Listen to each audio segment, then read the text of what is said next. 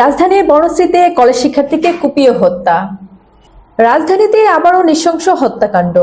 দক্ষিণ বনশ্রীতে নিজ বাসা থেকে এক কলেজ শিক্ষার্থী রক্তাক্ত মরদেহ উদ্ধার করেছে পুলিশ। নিহত শিক্ষার্থীর নাম ফাতেমা আক্তার লিলি, বয়স মাত্র 18 বছর। এদিকে শনিবার বিকেলে খিলগাঁও থানার দক্ষিণ বনশ্রী 10 তলার সামনে একটি টিনশেড বাড়ি থেকে ফাতেমা আক্তার লিলির রক্তাক্ত মরদেহ উদ্ধার করা হয়। পুলিশ জানায় ধারালো অস্ত্র দিয়ে কুপিয়ে তাকে হত্যা করা হয়েছে। ঘটনার সময় লিলির বড় বোন শোভা জিমে গিয়েছিলেন। বাসায় ফিরে এসে তিনি মেঝেতে রক্তাক্ত অবস্থায় ছোট বোনের মরদেহ পড়ে থাকতে দেখেন। সে সময় বাসায় আর কেউ ছিল না বলে ধারণা করা হচ্ছে।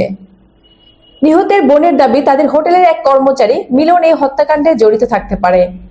ঘটনার দিন দুপুরে খাবার নিতে ওই কর্মচারী বাসায় এসেছিলেন বলে জানান তিনি।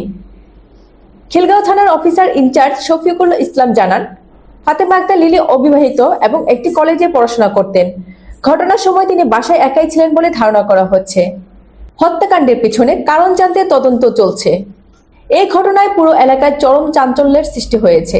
অপরাধীদের দ্রুত গ্রেফতারের দাবি জানিয়েছেন স্থানীয়রা।